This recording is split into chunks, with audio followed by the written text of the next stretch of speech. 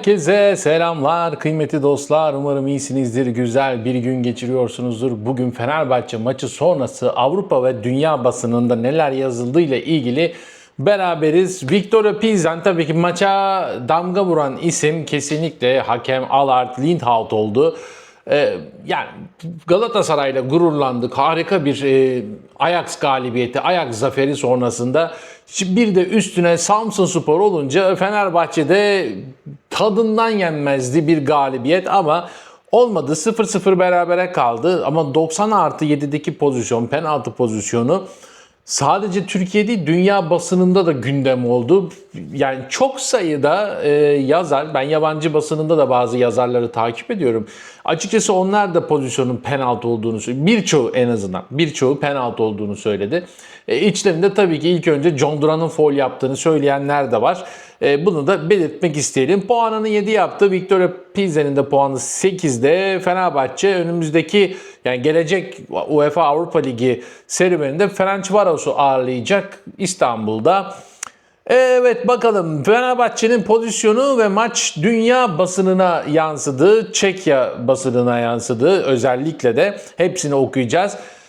Alvarez de Duran'dan dolayı Latin basını yani John Duran'ın ülkesinden dolayı tabii Kolombiya basını da Güney Amerika basının komple bunu yazdılar. Çünkü Güney Amerika'da herhangi bir futbolcunun başına gelen bir şey bütün Güney Amerika'da gündem oluyor. Onu da söyleyeyim. Fenerbahçe'ye hak verildi tabii ki burada.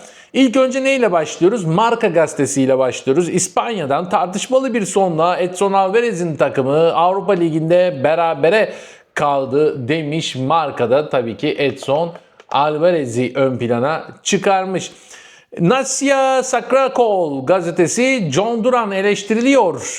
Fenerbahçe'de ilk 11'de oynamaya henüz hazır değil, formda değil deniyor ama ben dün gece sahaya çıkan John Duran'ın gayet de formda olduğunu hatta En-Nesyri'den çok daha iyi olduğunu gördüm. Ayrıca ilk yarıda En-Nesyri'nin eline gelen pozisyonlar John Duran'a gelseydi bence Fenerbahçe maçı çok rahat kazanırdı diyorum. Red Mask, John Duran'ın Fenerbahçe'deki olayının ardından FIFA'dan müdahale talep edildi. Skandal, Kolombiyalı oyuncunun dönüşü sarstı demiş ve Red Mask sonra penaltı pozisyonunu değerlendirmiş ve penaltı olması gerektiğini söylemiş. Futbol Red, Fenerbahçe Teknik Direktörü John Duran'ı övdü ve milli takıma geri dönmesini bekliyor. Domenico Tedesco, Kolombiyalı oyuncunun yavaş yavaş en iyi formuna geri döndüğünü söyledi demiş ve maçın detaylarını verirken penaltı pozisyonu hakkında yorum yapmamışlar. Record, tanıdık bir gazete. Record'a geliyoruz. Fenerbahçe Edson Alvarez'in forma giydiği Avrupa Ligi'nde Victor Pilsen deplasmanında galibiyet alamadı demişler. Tabii ki her ülke kendisine yakın olan eski oyuncuları ve kendi ülkesinin oyuncuları üzerinden haberleri görüyor. Onu da söyleyeyim. Peki Çekya basınında ise karşılaşmaya geniş yer ayrıldı doğal olarak. Hakem Türkleri çileden çıkardı dedi. Aktualina gazetesi Pilsen dev ekibiyle müthiş bir mücadele verdi. Çılgın finalde hakem Türkleri çileden çıkardı. Victor Pilsen turnuvadaki 5 yenilgisiz takımdan biri olarak kalmayı başardı demişler ve üst tura yükselme yolunda bir adım da attı. Victor Pilsen noktasından olaya bakmışlar. İtnes gazetesi İtnes'e Pilsen kazanmak için yeterli fırsatı buldu ve kaçırdıkları fırsatlardan dolayı pişman oldu demiş. Sonuç olarak Pilsen Avrupa Ligi'ndeki 4. maçında Fenerbahçe ile berabere kalarak 1 puan aldı. Büyük kaleci Ederson mükemmeldi. Kesinlikle Ederson'a ayrı bir parantez açılması gerekiyor bu maçta. Real Madrid maçından hatırlarsanız Courtois'ın kurtarışları ona en yakın performansı sergiledi diyebiliriz şu anda Ederson için. Harika bir maç çıkardı. Kesinlikle yani Fenerbahçe'nin gol yememesinde en büyük etken oldu.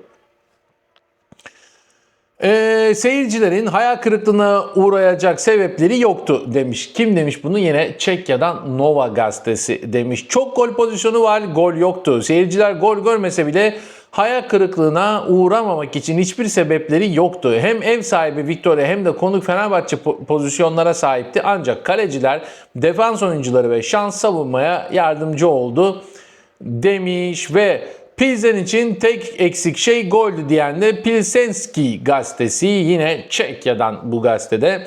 Viktoria Pilsen Türk ekibi karşısında evinde aldığı bir puanla Avrupa'da yenilgisizliğini sürdürdü. Pilsen için eksik olan tek şey goldü demişler ve golü, yani maçı değerlendirmişler. Şöyle bir bakayım, iki gazetemiz kalmış. X de Çekya'dan Blesk gazetesi güçlü ama zaman zaman yavaş bir rakip demiş. Viktoria Pilsen güçlü ama zaman zaman yavaş bir rakibe karşı cesur bir performansla taraftarların beğenisini kazandı. Çek ekibi böylece 4. maç sonunda yenilgisizliğini sürdürdü demiş. Avrupa maçları nasıl oynayacağını biliyor. Fenerbahçe ise zorlu rakiplerimizden biriydi demiş Blesk gazetesi.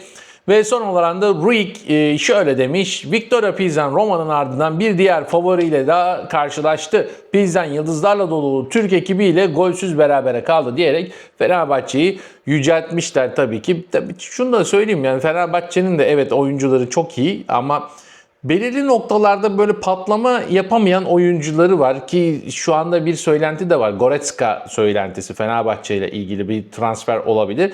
Yani Ocak ayını %100 tamamlar Avrupa'da. Şubat ayını çok rahat görür. Hatta bence ilk 8'de olma ihtimali çok yüksek Fenerbahçe'nin. O yüzden direkt Mart'a geçebilir. Hani Goretzka gibi veya onun tarzında bazı futbolcular inanılmaz kaliteye kalite katar Fenerbahçe'de. Bunu düşünüyorum. Ama şunu da söylemek gerekiyor maçla ilgili.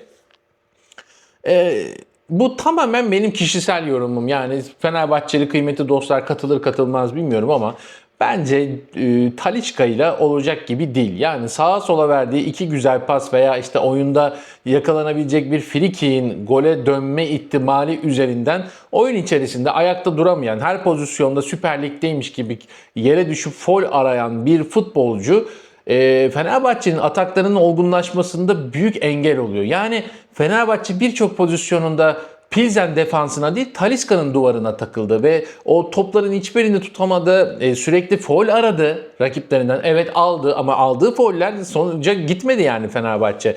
Onları tutup sağa sola pas verse ve o atakları olgunlaştırsa, biraz ileride top tutabilseydi çok iyi olurdu. Maçta en güzel, en öne çıktığı anlardan biri En-Nesyri'ye verdiği bir pastı. Fakat En-Nesyri de orada, yani o pozisyon 10 kere gelse ayağına bir kere kötü vurur. O da ona denk geldi. Ve En-Nesyri de açıkçası kötüydü. Bence artık John Duran'la çıkmalı. En-Nesyri kenara oturmalı diye düşünüyorum. Tabii ki Talisca'nın ayak yeteneğine bir alternatif bulmak çok daha zor şu anda yedek kulübesinden. Onu da söyleyeyim. Tabii ki bir söyleyecek şey daha var. Yani hiç yakıştıramadığım bir şey Çek ülkesine. Sahalarda, tribünlerde açılan o pankart, savaş çağrısı yapıldı adeta. Ben daha önce hiçbir kulübün, hiçbir takımda böylesine bir şiddet eyleminin çağrısı yapıldığını görmemiştim. Yani belki daha önce yapılmıştır. Daha önce başka yerlerde yapılmıştır veya onların yaptırımı olmuştur. Önemli değil. Sonuç olarak biz görmedik. Niye görmedik? Çünkü bu kadar önemli bir seviyede Avrupa arenasında ve Türk takımına karşı bir savaş çağrısı yapmak, kesinlikle Viktoria Pilsen takım olarak ceza almalı. Yani bir bozkurt işaretiyle bizim oyuncumuza hiç gözlerini kırpmadan ceza veren FIFA, UEFA, eğer ki Viktoria Pilsen'e ceza vermezse yazıklar olsun. Bence bu konuda Türkiye Futbol Federasyonu acil olarak bu işi İnsan Hakları Mahkemesi'ne kadar götürebilecek bir durum. Çünkü burada bir ırka karşı şiddet çağrısı var, savaş çağrısı var Türk milletine karşı. Yani TFF'nin bunun acil olarak ele alıp bu işi uluslararası arenaya taşıması gerekiyor. Herkes haddini bilecek kıymetli dostlar. Hepinize teşekkür ediyorum. Konu hakkında yorum yapmayı unutmayın, beğenmeyi unutmayın, abone olmayı da unutmayın. Bir sonraki videoda görüşmek üzere. Ben Oğuzhan Poyrazoğlu. Sağlıcakla kalın.